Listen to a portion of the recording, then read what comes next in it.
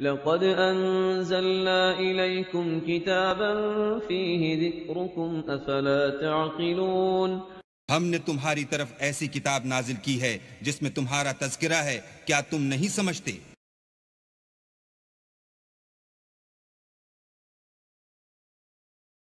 اعوذ باللہ من الشیطان الرجیم،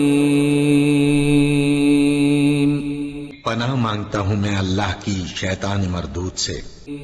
بسم اللہ الرحمن الرحیم، شروع اللہ کا نام لے کر جو بڑا مہربان نہایت رحم والا ہے۔ یا ایہا النبی اتق اللہ ولا تطع الكافرین والمنافقین ان اللہ کان علیما حکیما واتبع ما يوحى إليك من ربك إن الله كان بما تعملون خبيرا وتوكل على الله وكفى بالله وكيلا ما جعل الله لرجل من قلبين في جوفه وما جعل أزواجكم اللائي تظاهرون منهن أمهاتكم وما جعل أدعياءكم أبناءكم ذلكم قولكم بأفواهكم والله يقول الحق وهو يهدي السبيل ادعوهم لآبائهم هو أقسط عند الله فإن لم تعلموا آباءهم فإخوانكم في الدين ومواليكم وليس عليكم جناح فيما أخطأتم به ولكن ما تعمدت قلوبكم وكان الله غفورا رحيما نحمده ونصلي على رسوله الكريم اما بعد فاعوذ بالله من الشيطان الرجيم بسم الله الرحمن الرحيم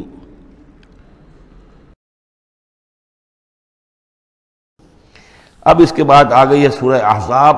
8 صورتیں مکی اب ختم ہو گئی، سورۃ الفرقان، سورۃ الشعراء، سورۃ النمل، سورۃ القصص، پھر سورۃ العنکبوت، سورۃ الروم، سورۃ لقمان اور سورۃ السجدہ۔ اب یہ سورت ہے واحد، اور یہ نوٹ کر لیجیے اچھی طرح، اس کا جوڑا ہے سورہ نور کے جو ہم پڑھ چکے ہیں۔ پہلے 14 صورتوں کے بعد ایک صورت آئی مدنی، سورہ نور۔ اب 8 مکی صورتوں کے بعد ایک صورت آئی ہے، یہ سورہ احزاب، اور اتنی گہری مناسبت ان کے مضامین میں، معاشرتی احکام، زمانہ نزول کے اعتبار سے یہ 1 سال پہلے نازل ہوئی ہے سورہ نور سے۔ یہ سن 5 زمانہ نزول ہے، وہ سن 6 زمانہ نزول ہے۔ چنانچہ جو معاشرتی احکام آئے ہیں ان میں بھی آپ کو یہ ترتیب ملے گی کہ پردے کے ابتدائی احکام اس صورت میں آئے ہیں، اور پردے کے ابتدائی احکام سے مراد کیا ہے؟ گھر سے باہر نکلتے ہوئے عورت کو کیا کرنا ہے، مسلمان عورت کو کیا کرنا ہے، گھر سے باہر کا پردہ کیا ہے۔ لیکن گھر کے اندر جو پردہ ہے، سطر ہے اس کا ذکر جو ہے وہ یہ سورہ نور کے اندر تھا جو ہم پڑھ چکے ہیں۔ اس کے محرم کون کون ہیں، گھر میں کون آ سکتا ہے، باقی سب جو ہے نامحرم۔ وہ گھروں میں ہمارا جو نظام بنا تھا کہ بیٹھک باہر ہوتی تھی، جو بھی مہمان آیا ہے، کوئی آیا باہر ٹھہرے گا، اندر نہیں جائے گا۔ باہر کا ایک مردانہ حصہ ہے مکان کا، پھر وہ ایک ڈیوڑی ہوتی تھی، ڈیوڑی میں سے اندر پھر زنانہ ہے۔ خواتین آئیں گی تو اندر جائیں گی، باقی مرد جو ہے وہ باہر ٹھہریں گے، اندر نہیں جائیں گے۔ ہمارے ہاں کی وہ مکس جو ہے وہ معاشرت نہیں تھی، مخلوط معاشرت نہیں تھی۔ تو اس میں یہ ہے کہ جو نامحرم ہے وہ وہاں رہیں گے، باہر بیٹھک میں بیٹھیں گے، اور جو محرم ہے وہ اندر جا سکتا ہے۔ اس جو گھر کی خاتون ہے، خاتون خانہ ہے، اس کا بھائی ہے، اس کا بھتیجا ہے، اس کا بھانجا ہے، اس کے والد ہیں، اس کا چچا ہے، وہ ہے، ٹھیک ہے، وہ محرم ہے، وہ گھر کے اندر جا سکتے ہیں۔ یہ سارے احکام اس میں دیے گئے۔ سورہ نور کا اور سورہ احزاب کا ایک فرق یہ ہے کہ سورہ احزاب میں اگرچہ جنگ کے معاملے میں کچھ تذکرہ تو ہے، لیکن کسی جنگ کا وہاں پر ذکر موجود نہیں ہے۔ خلافت قائم کرنے کا معاملہ ہے، وہ آیا ہے کہ خلافت اب قائم ہوگی، لیکن خلافت کے قیام کے لیے جو اصل ٹرننگ پوائنٹ تھا وہ جنگ احزاب تھی، غزوہ احزاب، اس کا ذکر جو ہے وہ سورہ احزاب میں ہے۔ تو تو اس طریقے سے یہ دونوں صورتیں باہم بہت ہی ایک دوسرے سے مشابہ ہیں. اور جیسا کہ میں نے عرض کیا تھا، آیت نمبر 35 وہاں کی عظیم ترین آیت ہے. اللہ نور السماوات والارض مثل نورہ کمشکات فیہا مصباح المصباح فی زجاجہ. یہ جو آیت ہے پوری، وہ عظیم ترین آیت ہے ایمان کی حقیقت پر. اور ٹھیک 35ویں آیت اس صورت کے اندر ہے کہ جب وہ ایمان حقیقی دل میں پیدا ہو جاتا ہے تو انسان کی شخصیت میں کیا اوصاف پیدا ہوتے ہیں. وہ 10 اوصاف مردوں اور عورتوں کے ذمن میں دوہرا کر آئے ہیں، وہ اس سورہ مبارکہ میں نمبر 35 آیت وہی ہے.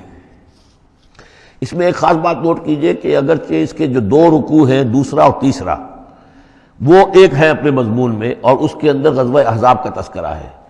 پہلا رکوع جو ہے وہ پھر چوتھے کے ساتھ جا کر ملے گا، جیسے کہ ہم نے دیکھا تھا سورہ توبہ کے اندر بھی کہ پہلا رکوع پھر چوتھے کے ساتھ جا کر ملتا تھا. اس کے مضامین جو ہے اس کے ساتھ ملتے تھے.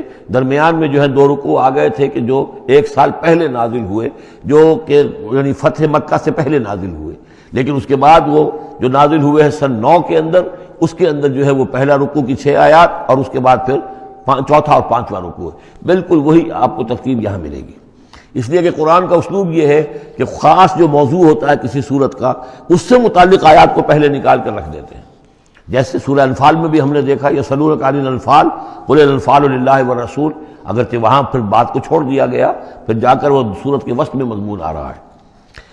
اس میں ایک خاص جو مضمون آیا ہے وہ یہ ہے کہ حضور صلی اللہ علیہ وسلم نے جو شادی کی حضرت زینب سے رضی اللہ تعالی عنہ، حالانکہ حضرت زینب جو ہے اس سے پہلے حضور ہی کی فرمائش پر ان کی شادی کی گئی تھی حضرت زید ابن حارثہ سے. زید ابن حارثہ رضی اللہ تعالی عنہ حضور کے غلام تھے اور حضور نے انہیں آزاد کر کے اپنا بیٹا بنا لیا تھا، تو محبت بہت تھی حضور کو حضرت زید ابن حارثہ سے. لیکن یہ ہے کہ ایک تو منہ بولا بیٹے کی کا قرآن میں نفی آ گئی کہ منہ بولے بیٹے کی کوئی حیثیت نہیں ہے. اسلام میں اس کی کوئی قانونی اور شریعت کے اندر اس کا کوئی مقام نہیں. بیٹا تو وہی ہے کہ جو آپ کے صلب سے ہے. دوسرے یہ کہ اب منہ بولے بیٹے کی بیوی جب حضرت زید نے طلاق دی تو آیا منہ بولے بیٹے کی بیوی سے کوئی شخص جو ہے وہ نکاح کر سکتا ہے؟ کیا وہ محرمات عبدیہ میں سے ہے؟ تو عرب میں رواج یہ تھا کہ چونکہ وہ منہ بولے بیٹے کو بھی سمجھتے تھے کہ جیسے اصلی بیٹا ہے، تو جیسے یہ کہ جو سلبی بیٹا ہے اس کی بیوی سے اگر اس نے طلاق دے دی ہو یا فرض کیجئے بیٹا فوت ہو گیا ہو، تب بھی یہ ہے کہ اس کی جو بیوی ہے بیوہ ہے یا مطلقہ ہے، اس سے وہ شخص شادی نہیں کر سکتا شوہر جو فوت ہو گیا ہے یا جس نے طلاق دی اس کا باپ. تو یہاں پر اس پہ بڑا طوفان اٹھا، بلکہ یہ کہ حضور کو خود اندیشہ تھا. حضور نے ایک طرح سے کہہ کے بہت کہہ سن کر حضرت زینب کو آمادہ کیا تھا کہ وہ شادی کر لیں. زینب جو ہے رضی اللہ تعالیٰ عنہ اونچے گھرانے کی، بنو ہاشم کی خاندان سے تعلق رکھنے والی، اور حضرت جو زید ابن حارثہ تھے ان پر غلامی کا داغ لگ چکا تھا. تو عرب کی ایک خاص جو ہے ان کے ہاں ایک سوچ تھی، ان کا ایک مزاج تھا، ان کی روایات تھیں. لیکن بہرحال حضرت زینب نے حضور کی فرمائش پر وہ نکاح کر لیا. لیکن یہ کہ ان میں نباہ نہیں ہو سکا. حضرت زینب انہیں ذہناً قبول نہیں کر سکی کہ یہ میرے برابر کا ہے یا میری اس کی حیثیت جو ہے وہ واقعی ایسی ہے.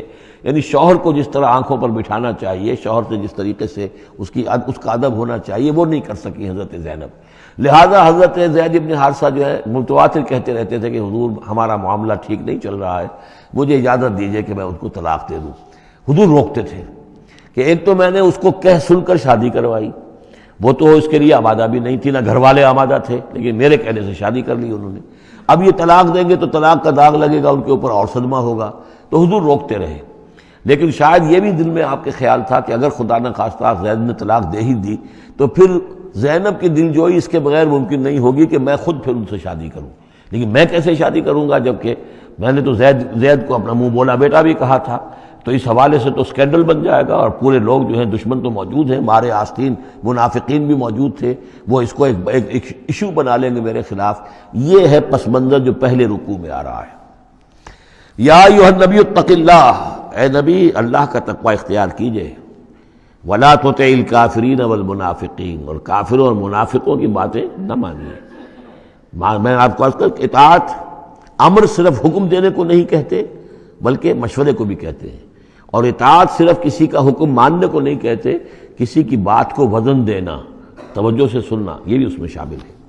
ولا تطع الکافرین والمنافقین، آپ ان کافروں اور منافقین کی بات کا دھیان نہ کریں.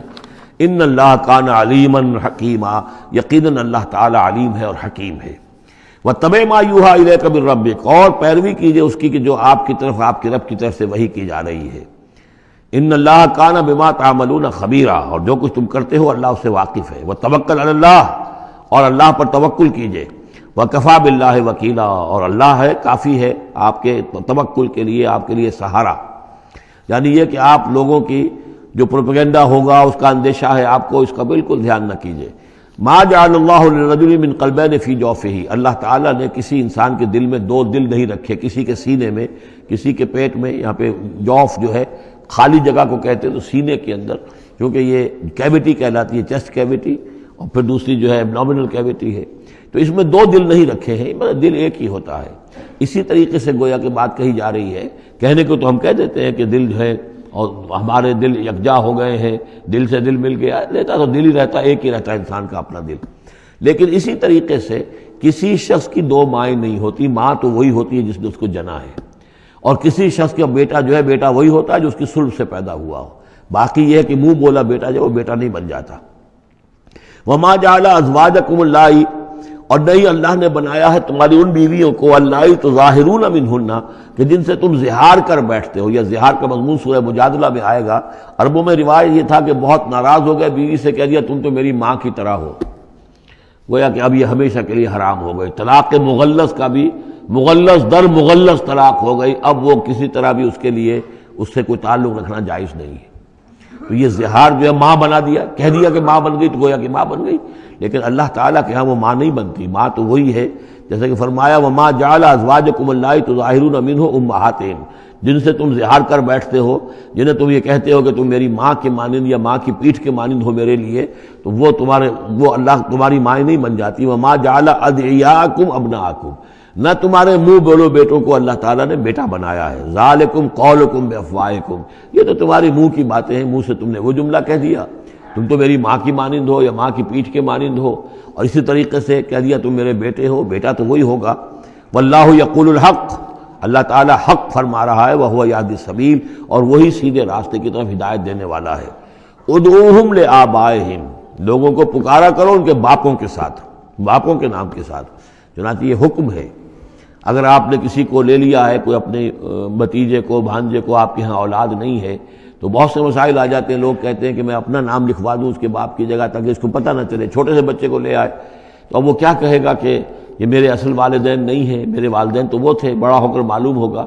تو ایک یہ سمجھیے کہ سائیکولوجیکل شوق جو پہنچتا ہے، اس سے بچانے کے لیے بعض لوگ سوچتے ہیں کہ ہم اپنا ہی نام درج کروا دیں وہاں پر اور اس کا نام ولدیت اسی کی. لیکن نہیں، یہ حرام مطلق ہے. قرآن مجید کا یہ صاف حکم ہے. قول یہ ادعوہم لآبائہم، ان کو پکارو ان کے نام، ان کے باپوں کے نام کے حوالے سے. اسی لیے پہلے حضرت زید کو لوگ کہتے تھے زید ابن محمد، اس لیے کہ حضور نے انہیں اپنا بنایا ہوا تھا متبنہ اور منہ بولا بیٹا. یہ آیتیں جب نازل ہوئی تو پھر اب وہ رہ گئے زید ابن حارثہ، دوبارہ وہ زید ابن محمد اب نہیں رہے. ادعوہم لآبائہم هو اقسط عند اللہ، یہی زیادہ مبنی بر انصاف ہے اللہ کے نزدیک. فإن لم تعلموا آباءهم فإخوانكم في الدين، اور اگر تم جانتے نہیں ان کے باپ کو، کہیں کوئی بچہ جو ہے چھوٹا سا بچہ کہیں مل گیا ہے، معلوم نہیں، نہ اس کو ہوش تھا. ایسا ہوا ہے، پارٹیشن کے وقت بہت ہوا ہے. پوری گاڑی جو ہے آ رہی تھی، سب کے سب جو ہے وہ قتل کر دیے گئے. کوئی بچہ کہیں پر زندہ مل گیا ہے، اور ایسے لوگ، ان سے ملاقات بھی ہوئی ہے ایک صاحب سے لاہور میں. اب ان کو کسی نے لے کر پال لیا ہے، ٹھیک ہے، لیکن یہ کہ اگر اب معلوم نہیں کہ ان کے باپ کا نام کیا ہے، کوئی نہیں جانتا. نہیں ہے اگر تم اس کے باپ کا نام نہیں جانتے، فَإِن لَمْ تَعْلَمُوا آبَاءَهُمْ فَإِخْوَانُكُمْ فِي الدِّينِ وَمَوَالِيكُمْ، وہ تمہارے دینی بھائی شمار ہوں گے اور وہ تمہارے رفیق ہیں، تمہارے موالی ہیں. وَلَيْسَ عَلَيْكُمْ جُنَاحٌ فِيمَا أَخْطَأْتُمْ بِهِ، لیکن جو کوئی تم سے اب تک کوئی غلطی ہو گئی ہے یا غلطی ہو جائے تو اللہ تعالیٰ تمہیں پکڑے گا نہیں. وَلَكِن مَا تَعَمَّدَتْ قُلُوبُكُمْ، لیکن جو بھی کچھ تم اپنے دلوں سے پورے ارادے کے ساتھ کرو گے تو اس پر یقیناً اللہ تعالیٰ جو ہے حساب لے گا. وَكَانَ اللَّهُ غَفُورًا رَحِيمًا، اور یقیناً اللہ غفور الرحیم ہے، بخشنے والا اور مہربان. بارک اللہ لی ولکم فی القرآن العظیم ونفعنی وإیاکم بالآیات والذکر الحکیم.